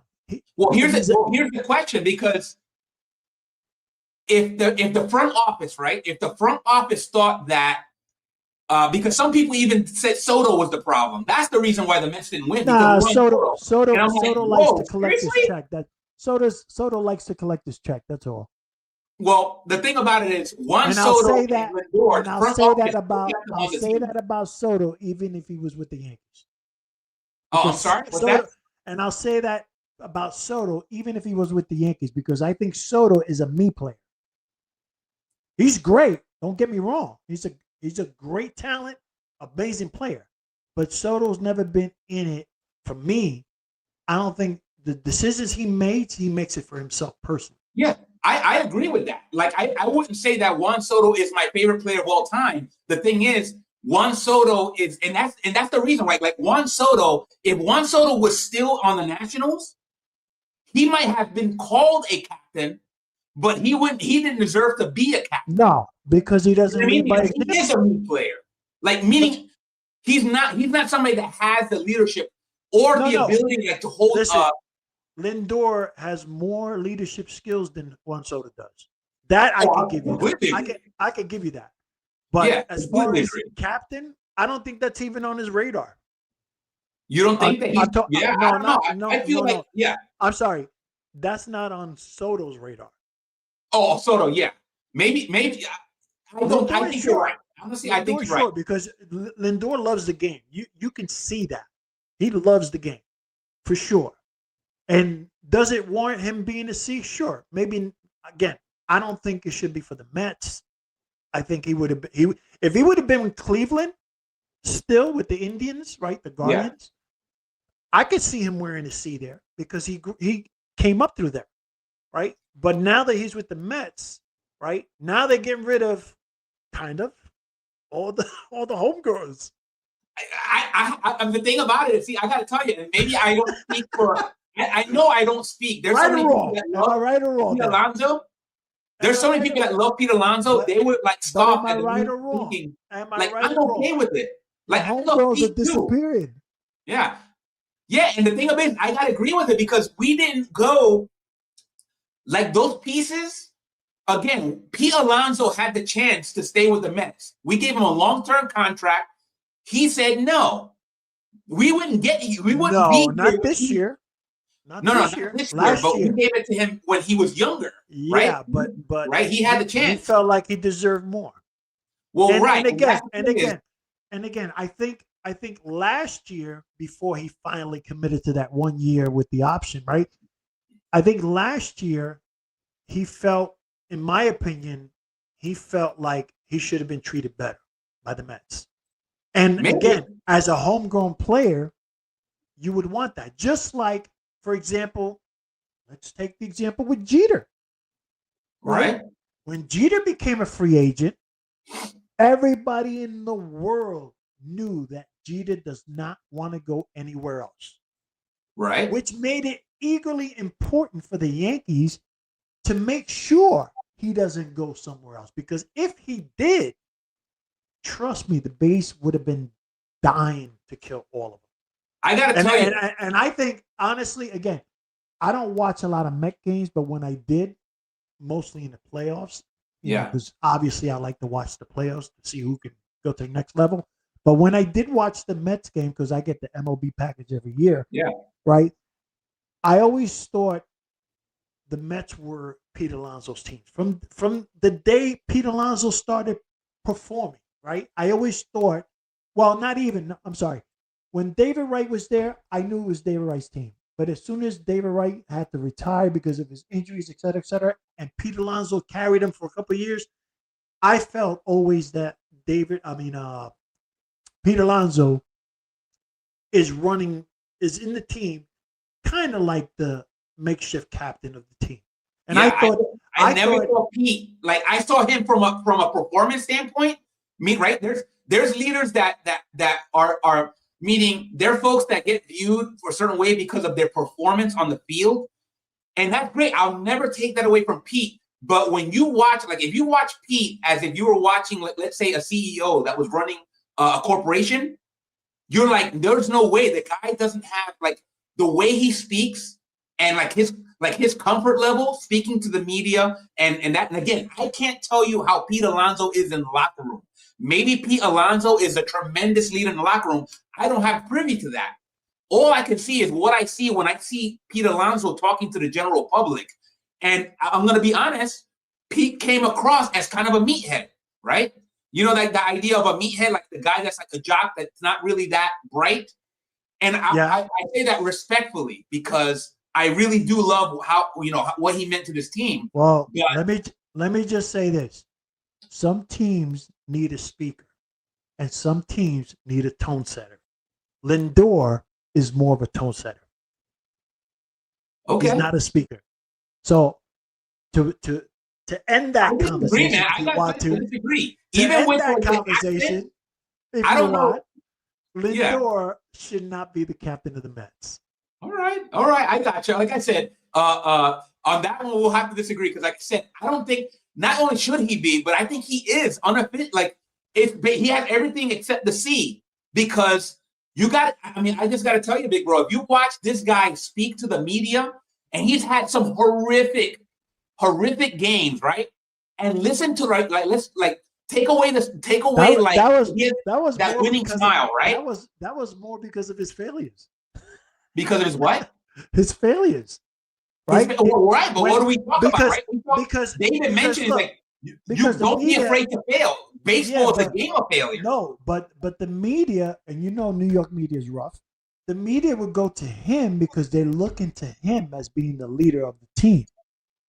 Right. So that is the reason why. But Pete didn't say the things that Lindor said. Well, come on, Pete didn't have to because he wasn't the go-to guy to reach to. It was Lindor. I mean, I don't know. Everybody wanted to know what Lindor thought, right? I agree. And Nobody not just wanted that, to know what Pete Alonso thought, right? yeah. Again, if you hear like, I'll maybe one day I'll go and I'll find some of the video of Lindor, and I got to tell you because sometimes for me the delivery sometimes when these athletes when they speak only because let's be honest, a lot of athletes don't say the right things, right? It's actually more common for them not to say the right things, or they say the right things, right? But the way they say them, you're like, that guy doesn't. He's not being truthful, right? He's not speaking from the heart. Lindor, for me, always kind of rang true to what he was saying. And I don't know. I feel like that's something that is one of those attributes that you don't really, right? You don't really know what you're going to get on some of those players until they show that to you. I didn't know that side of Lindor until I saw it, and I admired the progression. Now we got another guy coming in, Semien, right? Who's known as a clubhouse guy. This is a guy that, well, if the fans won't accept Lindor, I feel like he could be in a position just by reputation of this guy is the guy that says the right things. He does the right things, Captain? right? So that's a good guy that I want. That's why I felt so good about Semien being your captain. I don't know, because the thing is, first of all, Semien is not somebody he hasn't even played a game yet.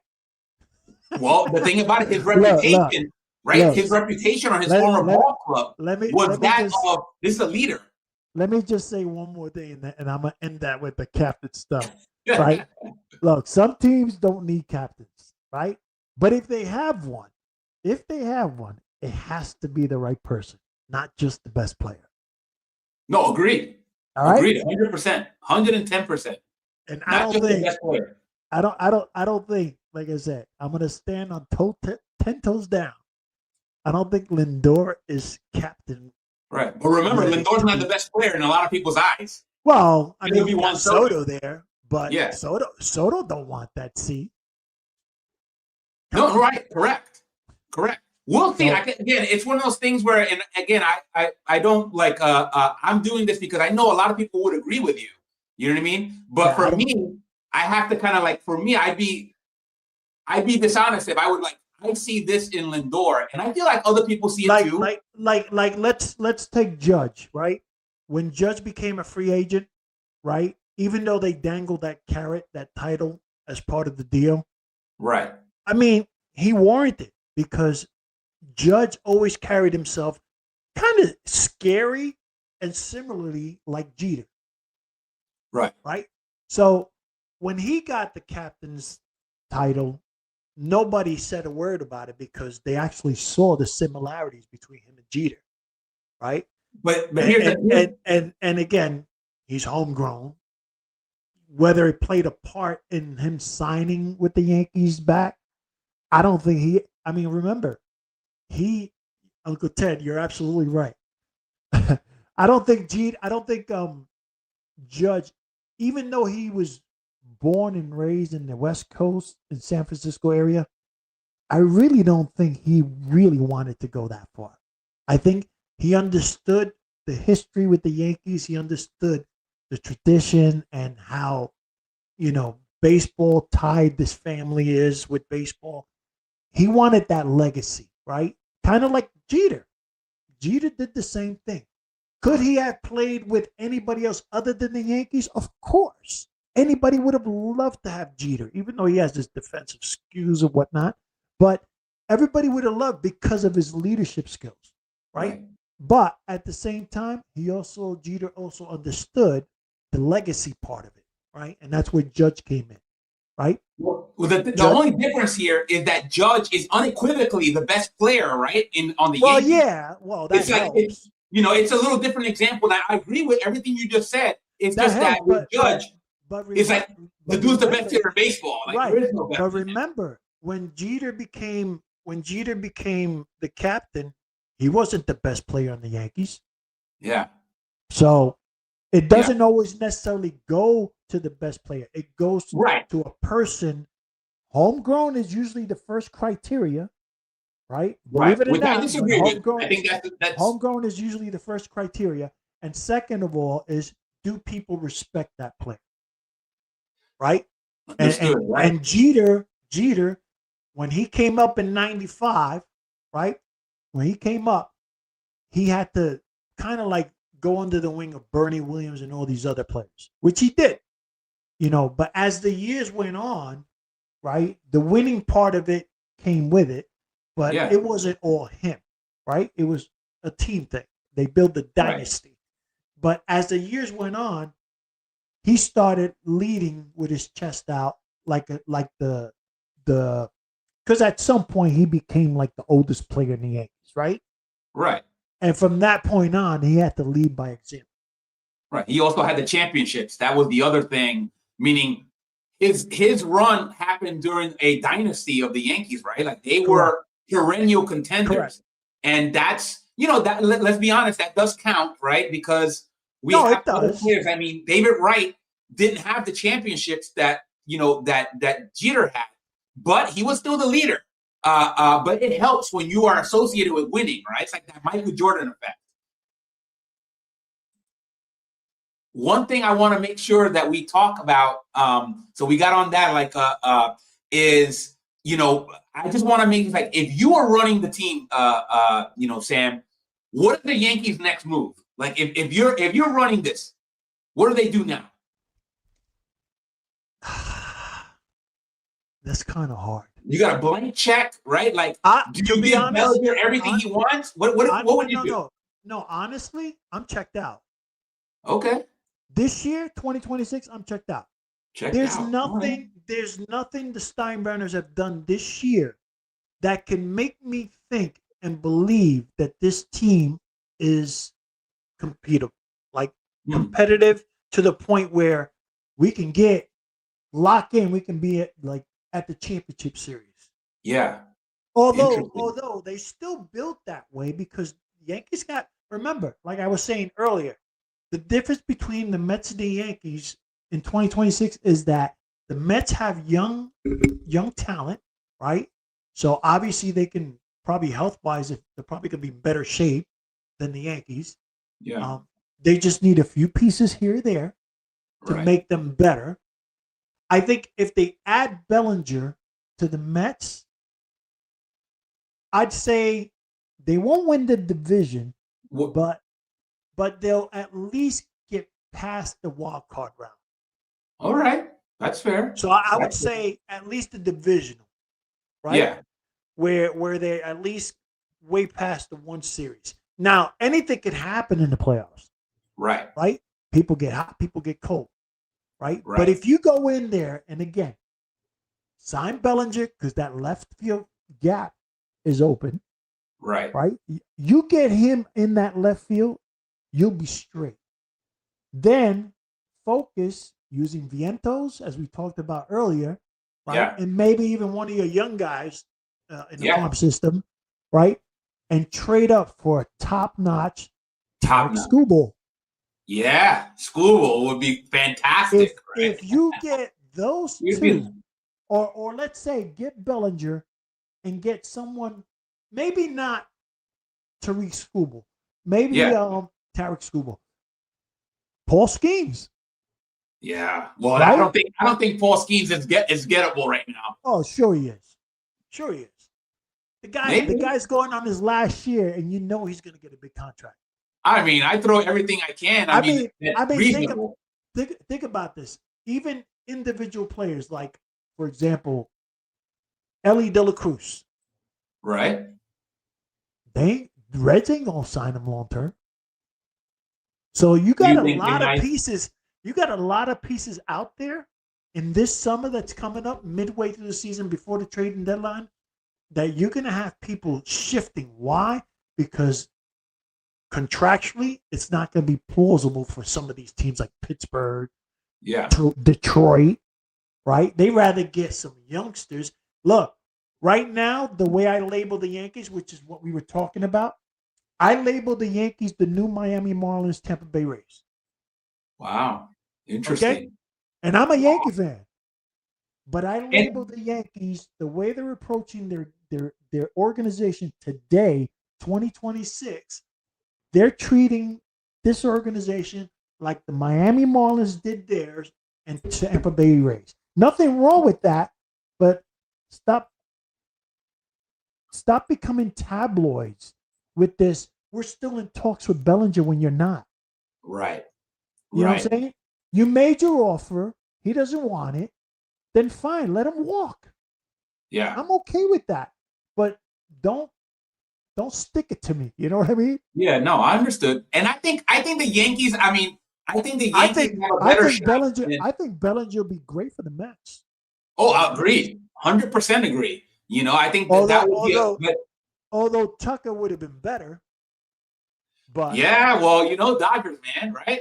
Dodgers threw that, like, Tucker made $60 million a year. That's ridiculous. Well, but see, the thing is with the Dodgers, I'm just going to throw this out there as a carrot. Yeah. The thing with the Dodgers is that at some point, right, maybe after 2027, the owner's going to sell that team.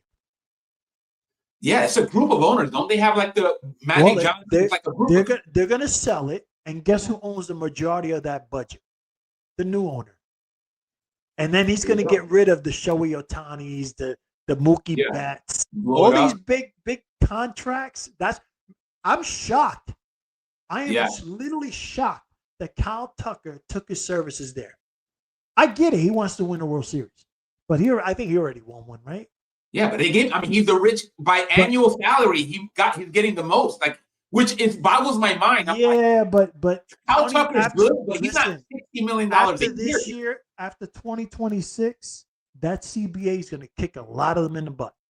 Yeah, and David thinks that Bellinger will re-sign with the Yankees. They will agree on a 6-year deal, is what David said. If they do, right? If Bellinger does re-sign it, it's because he's that loyal to the Yankees. And I truly do believe he's loyal to the Yankees because his father played for the Yankees, right? His dad played for the Yankees, and he understands the whole aura of the Yankee mist and all that stuff. So it would be better for him to stay in New York, whether it's the Yankees or the Mets. Yeah. Because market share wise, he'd be better, right? Playing a big market team, knowing that this team, whether it's the Mets or the Yankees, well, I wouldn't say that about the Yankees now, but at least the Mets, they're willing to do whatever they can to give their fan base what they belong for, which is a championship. Yeah. We haven't won one since 2009. Well, here's what I say. What happens if Bellinger re-signs with the Yankees and Jarrett Cole, for some reason, comes back sooner and becomes his old dominant self? No need to. Listen, even with Bellinger in the lineup, I don't think the Yankee lineup fears anybody. Like I don't think that lineup puts fear into any team out there. Right. Beyond Aaron Judge, obviously. Well, I mean, Judge, come on now. You could pitch around him. Right. They will pitch around him. But what I'm saying is, even if they sign Bellinger, which is why I'm a little hesitant. Now, if they would have told me we get Bichette and Bellinger, different ballgame. Yeah. Right?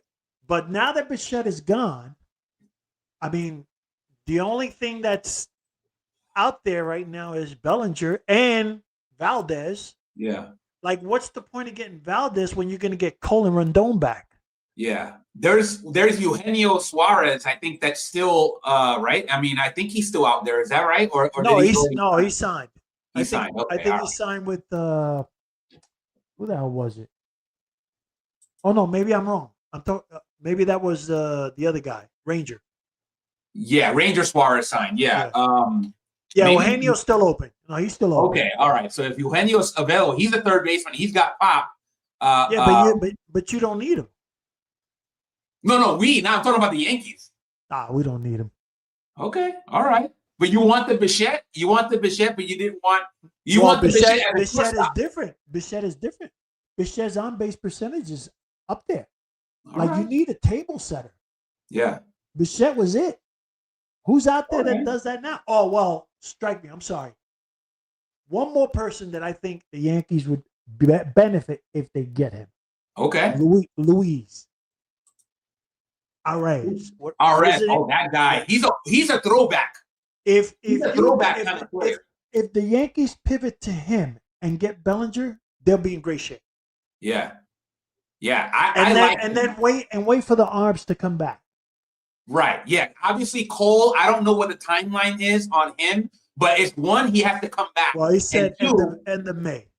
Right. And he has, yeah, if he comes back, but he has to be his old self, right? Which is, not always a given. Not going to do it.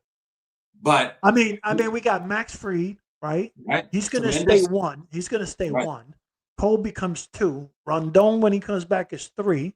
Right. Stitzler, which is a great arm, that kid last year. And then 5 is Will Warren or Ryan Weathers. Well, Will Warren is there, but Ryan Weathers is there now that they traded for him. But that fifth wheel, what I like to call it, that could be anybody. That could be a bullpen session. Yeah. But, because pitching is still. But if you put those four right now. Imagine like they've been talking all year round. Tarek Skubal becomes part of the Yankees, or even Valdez. Right. When those guys come back, bro, your 5th starter is going to be, what's his name? Well, I forgot. I can't pronounce his name. Stitzler, whatever his name is. Yeah. Dude throws 102. Schlittler. Dude throws 102. Yeah. Yeah. He's a. Imagine that. He's a stud. So everything depends on what's today. Today is the 18th. Everything depends. By the end of this month, we're gonna know where the Yankees stand, and where the Mets stand. Agreed. Although I think it's running out. Although I think the Mets have a better outcome, looks like a better future, because I think what they're putting in place now signing Bichette, is they have a direction. They know where they're going. Yeah. All they need is that one arm. That one arm, yeah, a legit arm, right? And a couple of bullpen guys, and then sprinkle in some of your farm system. Well, right, that's the other question mark, right? We got that guy Carson Bench that's going to get a chance, but all of it will depend on whether we get somebody like a Bellinger, like a known quantity. We're not going to go. I think he still plays center field. I think Carson still plays center field, and you put Bellinger left. I give him I put Bellinger in left. I give Carson a shot at center field. Obviously, Tyrone will sprinkle in there. Whoever proves themselves to be more reliable will keep that spot. Again, I haven't seen Carson Bench, right, because he hasn't been to the big show yet. But Tyrone Taylor's a legit center fielder. Like, he has the chops. It's just his bat and how consistent he can be with his bat is the question mark. Bellinger, I think he's going to be left field if we get, which is a big if. Well, if you get that, you got Vientos, who's going to be designated hitter, right? He could play first, he could play third, he can platoon here and there just to get his rest. Right? Or you can trade him, or you can trade him for utility player. Or we trade him, exactly. Actually, we could trade any of those guys, meaning Vientos, or Beatty. If you're going to trade Vientos, you got to trade him for a utility player, right? That at least covers, could be center field and the corners, or even second base, because you're not going to get a utility player like we got him, right? We already got the 2, right? Well, right now we have what? We have Rosario and we have Caballero, right? So we're kind of. I don't think we need another infielder. You need the one. You need the one, right? Vientos could play first and third, but if you could find somebody that could play first, third, and second, and maybe adventures out in center field, because you can easily move Bellinger to center field if you sign Bellinger, and then get somebody to cover the corner, right? So, and Vientos could probably do that. You in the outfield? I don't know about that. Well, that guy's got cement block feet. He's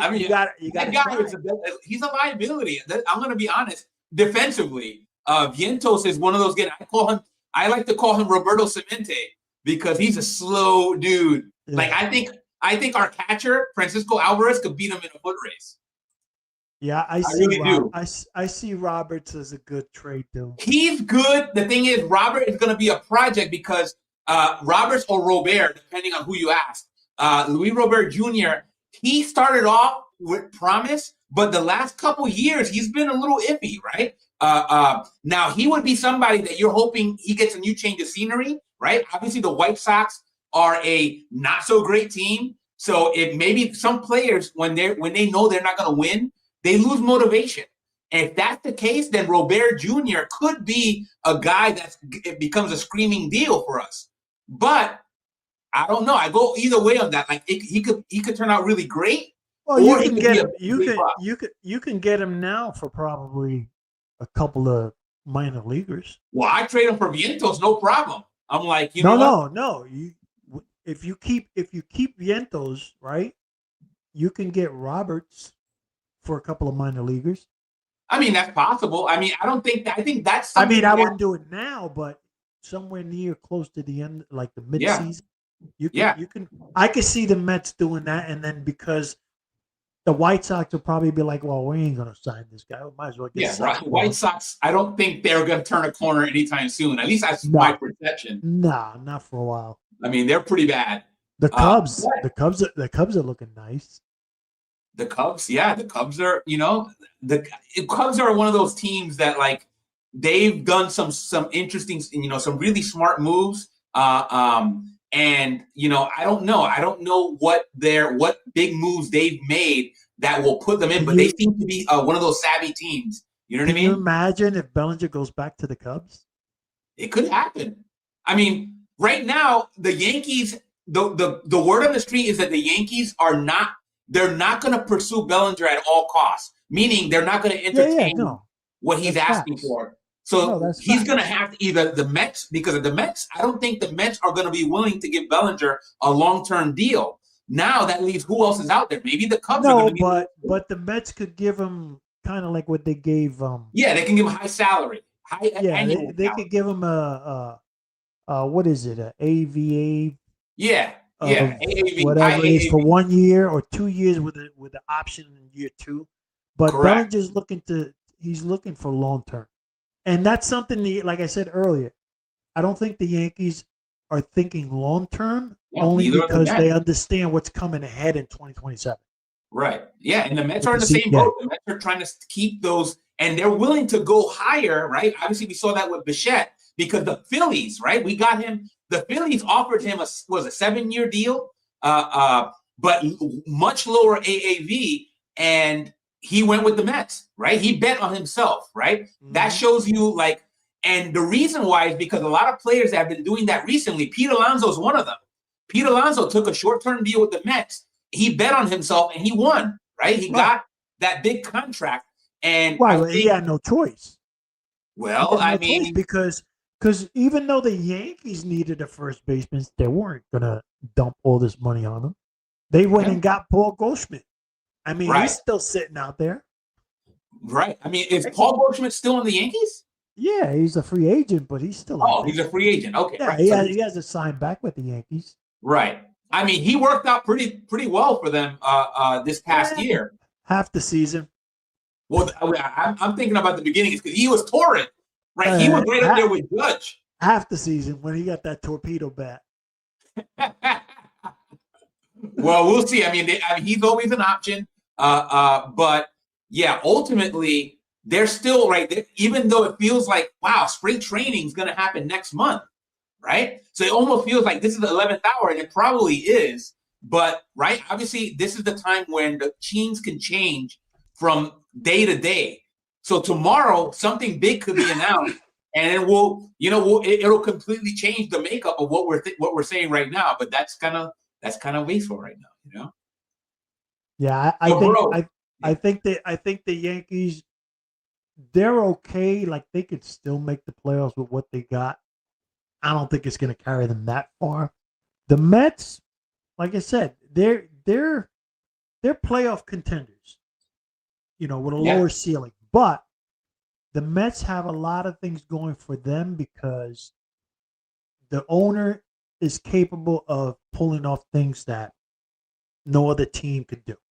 yeah, Right, and I think the beginning part, maybe like the first month or two of the Mets season, is going to determine how they're going to approach the rest of the season, right? So if the Mets come out swinging the first 2 months, maybe they're not in first place. They don't have the best record in baseball, but if they show that they're competitive, which they will, Right. I Right. think they will, right? Adding, Marcus Simeon, adding Bichette with Soto and Lindor, I Weaver think, and and Devin and, Williams and, and Polanco, right? And the and bullpen a little Polanco. bit intact. I Yeah. think the Mets is going to be a team to watch this year in 2026. What I happens hope the so. first 2 months is going to determine how the rest of the year is going to go, Yeah. I hope in so my because opinion. yeah, because really, I mean, what we're trying to build with the Mets is how do we get to become perennial contenders? No more of this like we're gonna make the playoffs then miss it. We're gonna make the playoffs and miss it. We want to be perennial. The next step in the Mets is to become perennial contenders, where people not only do they expect us to make the playoffs, but we actually do it consistently every year and out. And then ultimately, if you make the playoffs enough times, then hopefully some of these World Series appearances and World Series championships come about. You kind of have to be in it to win it, right? Like you can't win a I championship, think you can't make the playoffs. I think the Mets, the middle of the lineup could compete with anybody for sure, right? And obviously, having some of the younger players come up is going to help close that gap a little bit, Yeah, right? As far as their offense, as I mentioned earlier, they can beat top teams. They yeah, do because they have the players to do it. Now, what they need in terms of what they need as far as help is concerned is only one good move can change their whole season. And this is right. why I was saying the Yeah, first 2 months, it's going to be, let's see what this team takes me to, which I think they're going to do very well. I think once that second month, once the end of May comes, right, Memorial Weekend, when right. that weekend comes up in June, that's when Cohen's going to go. Okay, we got a good team here. I need to add this, add that. They're going to start adding pieces in there, and then they're going to be even more dangerous. Because right now, Right. the way I see it, I think they already have a good lineup. Right? Yeah, They have a yeah, lineup that could beat those top teams. Can they beat the Dodgers? Probably not right now. right. But the Dodgers, the same thing. They're gonna have to deal with their people like San Diego's, San Francisco. They're gonna be dealing with them. Well, we'll But as have our far as the first Subway Mets, series in May. So May 15th through 17th at Citi Field, the Mets and the Yankees will get together for the first time for the 2026 season, and then we'll get some of that fun. We'll get some of that fun back, and we'll see how the Mets fare against the Yankees. And obviously, it's always fun to watch those series because no matter what, we always kind of just as fans and also as players, they get up to go play each other across, the crosstown rivalry. mhm, So hopefully it'll be competitive, and both teams will be like looking good, right? Because at the end of the day, like we're really like, even though we're rivals, we do also just root for New York, right? We kind of I and do. At least I could say that I do. I mean, the only time that I dislike, and I'm not gonna use the word hate, I dislike the Mets is when they play the Yankees. Other yeah, than that, I root for them. I yeah, mean, I'm not wearing a Met, even though I have one. yeah, I'm yeah, not wearing a Mets jersey because that's not who I am. yeah. But at the same time, if my team is out, and I'm gonna say this and put this on this live here, we root for Mets more than Mets root for us. This is true. I gotta say that, and it's I think because you guys have more of that history of winning. We're For us, tired of winning. we're trying to like be. We're tired of winning. I No, no. love All it. kidding. All kidding aside, no. For me personally, I can't speak for every Yankee fan, but for me personally, I'm a local guy. Yeah, I root for Rutgers. I root for St. John's, Syracuse, which, yeah. by the way, I'm watching now with Carmelo Anthony's son playing up there Nice. because I Yeah. watched when Shout out to Melo was Melo playing up Jr. in Syracuse, but I root for local teams. Even like in college football, Rutgers is my team only because I'm Yeah, from Jersey and Rutgers is there. I lived nearby. I was like 15 minutes away, but yeah. I'm a local guy. Unless you play our team, then we got no words. That sounds good. That sounds good. Well, we're right just under 2 hours, so we'll wrap this up. Sam, is there anything that you want to just make sure? I want to make sure that we give you the chance to say anything you want to close it out. Otherwise, I'll close this out. No, just the only thing I want to say is, keep up, working your craft. Don't give up, right? There's always, a diamond somewhere, right? That's right. You're that diamond in that park, right? Go to that park, and now with everything going with AI, you have that, virtual batting cage that you can do. Work on your craft, man. And believe me, and don't give up playing the game because you get cut in general, right? That's right. Just keep working at it because I'm telling you, once you finish, especially those that are in high school now, once you finish high school and you're not going into college, you're going to miss the game. Yeah, agreed. You're going to have to be like me, play to your 50s. That's right. No, I love it. I love it. Bro, thanks for joining us today. Again, this is going to be a series. So like I said, we'll be in touch for some future series. Something big happens, we'll jump on a quicker live. And obviously, time permitting, right? Because I know you're a busy man. And I want to make sure I don't abuse the access to Yeah, listen, at the end of the day, right? We're going to be fans no matter what, whether we go to the park or we're going to watch TV. I'm definitely going to, I mean, what's today? January 18th? Yeah. We're less than 30 days away from pitchers and catchers reporting. That's right. I happen to be here in the state of Florida, so I get to see a lot of the spring trainings. Not that I go, but it's too much traffic down here. But it's nice that in less than a month we're gonna have spring training. Oh, let's talk about World Baseball Classic. Oh man, because that's coming up pretty soon. Yes, yes. You know what? Let's do let's just do that. Make sure we have a show on that. Because I'm gonna. Yeah, I think that's a great point. Because that's exciting. That's part of that's one of those like the World Series of the world. This is the real. This is the real World Series. That's right, the real World Series. I love that. Yeah, we're gonna catch a topic on that, like a whole show, or at least part of a show on just that topic because I'm excited about that as well. Sam, we'll definitely do it. And like I said, we could talk. Although I still think Japan's gonna win it all. I mean, Japan's pretty hard to really hard to argue with their squad and their impact. But that's why we play the games, right? That's right. All right. Well, Sam, I appreciate you coming on, big bro. Like I said, catch us on Nova High School Baseball on Twitter. I'm gonna call it Twitter, even though it's X now.